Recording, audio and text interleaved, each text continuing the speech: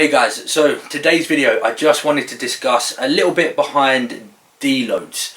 So I'm going to explain a couple of deload paradigms and my philosophy behind deloads, concepts of deloads, and how we can implement them into our own programs to eke out, the maximum benefits possible from the actual deload.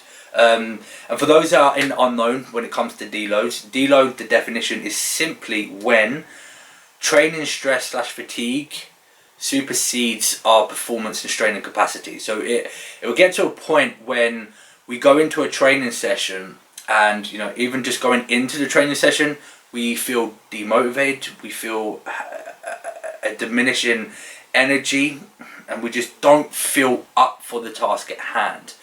Going into the actual session, if you manage to actually get there, if you got to that point, when you're warming up on the bar, it just doesn't feel good. It's taking a little bit longer for you to get that mind and muscle connection. You feel a little bit of a niggle in certain joints.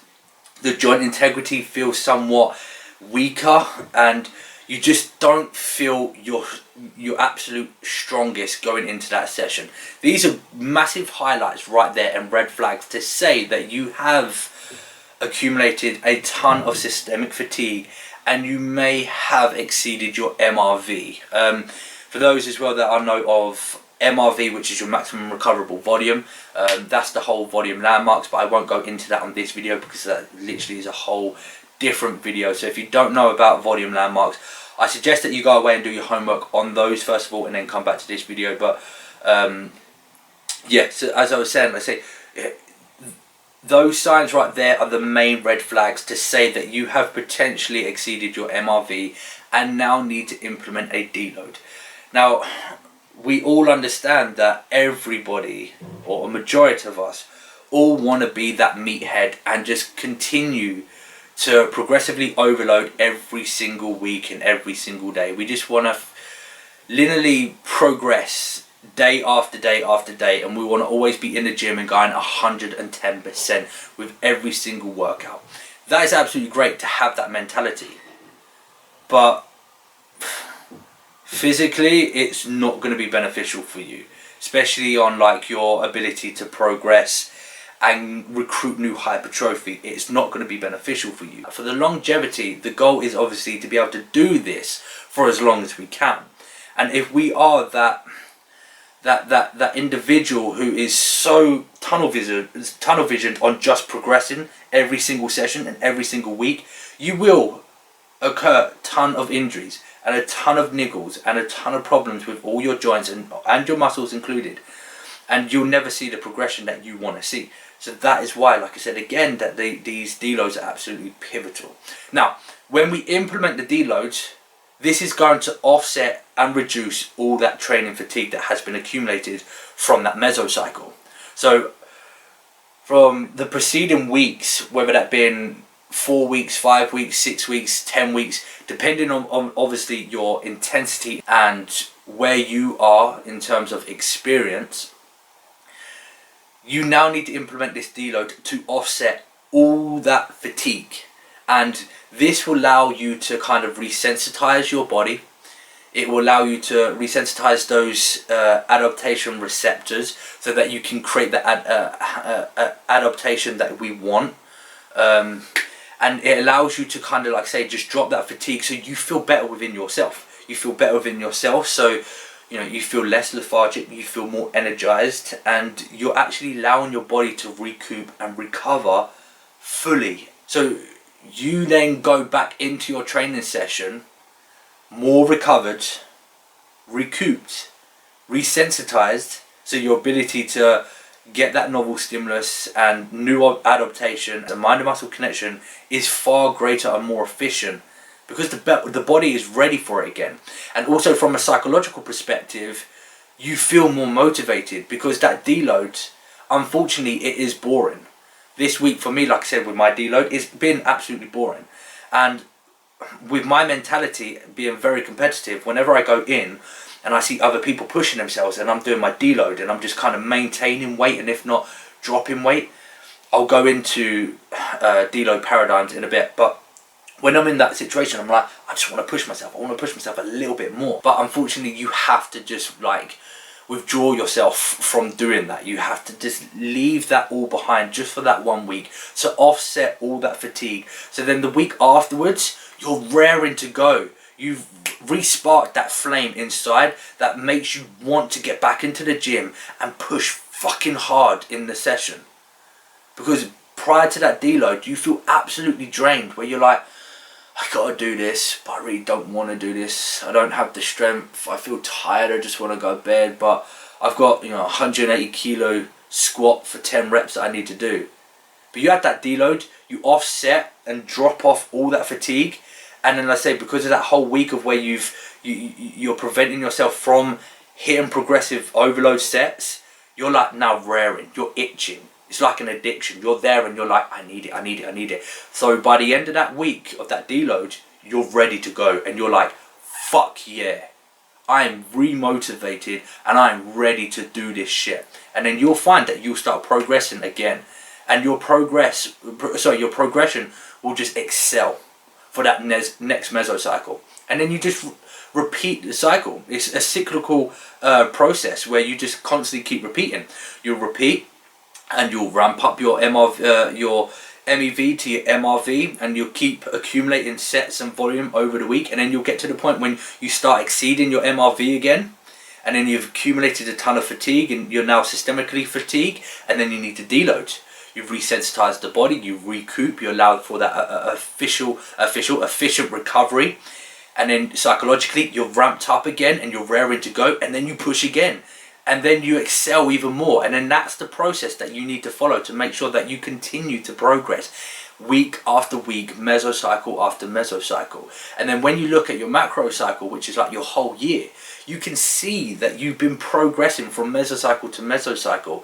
And the rate of progression is significantly higher because you implemented those deloads. You gave your body that opportunity to recover and just rest, that rest that it needed, so it can deal with that heap of recovery. So then that recovery that was up here, it comes back down here, and then now you can create that stimulus. You're creating that novel stimulus, and you're disrupting the homeostatic system, and the fatigue is coming, and the fatigue, and then it'll hit there again, and then you deload, you offset it, and then you go again. And that's the way it works. That is the only way that you're going to actually linearly progress mesocycle to mesocycle. It's the most effective way to have successful progress, and also to prevent any long-term niggles and injuries. I always say to all my clients that it's not just about how hard we hit a session and how much we progress from a week to week.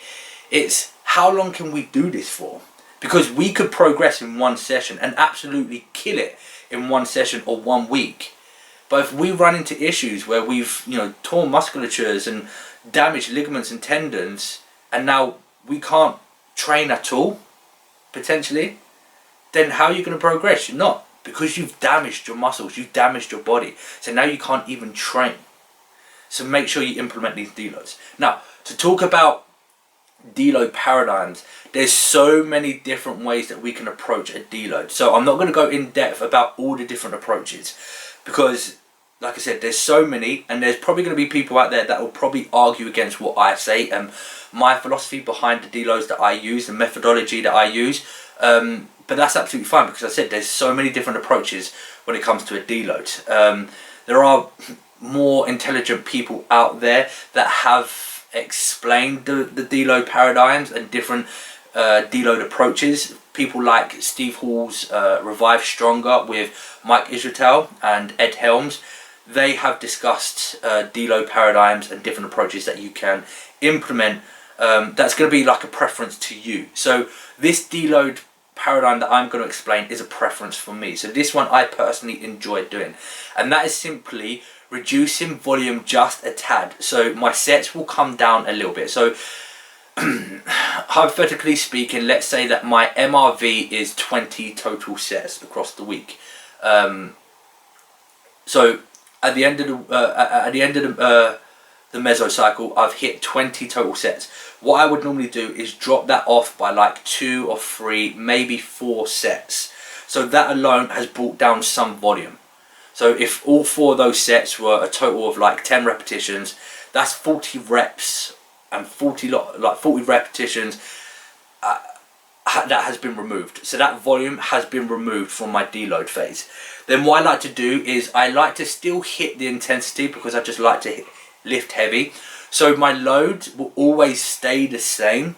So again, for an example here, if we're looking at like an RDL, and my RDL is 200 kilos, I'll still keep it at 200 kilos, but if I'm doing 2 working sets and 1 back off set, I would probably brought it down to 1 working set and 1 back off set, 1 backload set.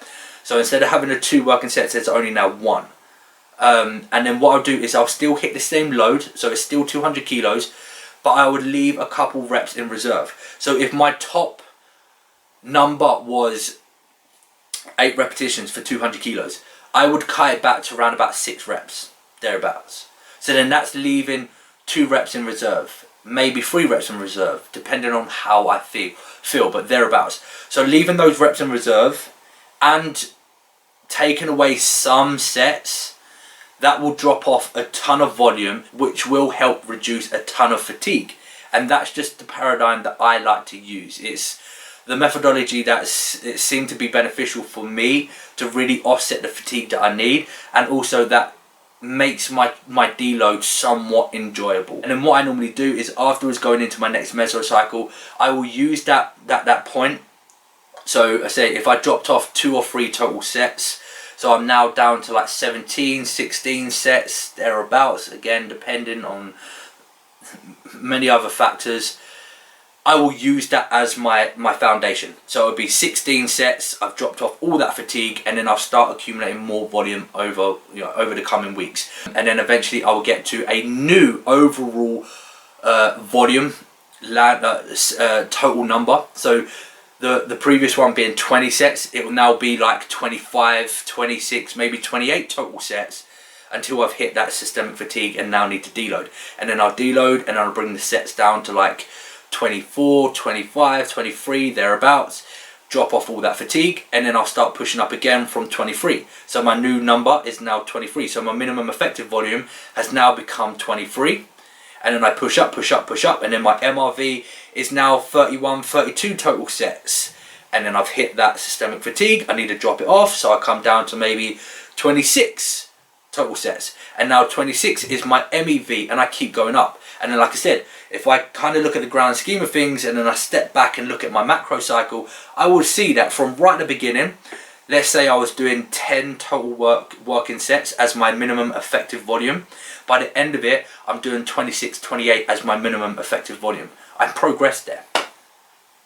And essentially that will lead to hypertrophy, what we all want. So that's pretty much it, guys. My take on deloads, and hopefully that helps you understand a little bit better the concepts and benefits of deloads, and when to consider implementing them, and different strategies and paradigms of deloads. So as always, guys, if you have any questions in regards to deloads or anything else, drop some comments down below. If you're new to the YouTube channel, don't forget to subscribe, and I'll see you on the next video. Cheers, guys.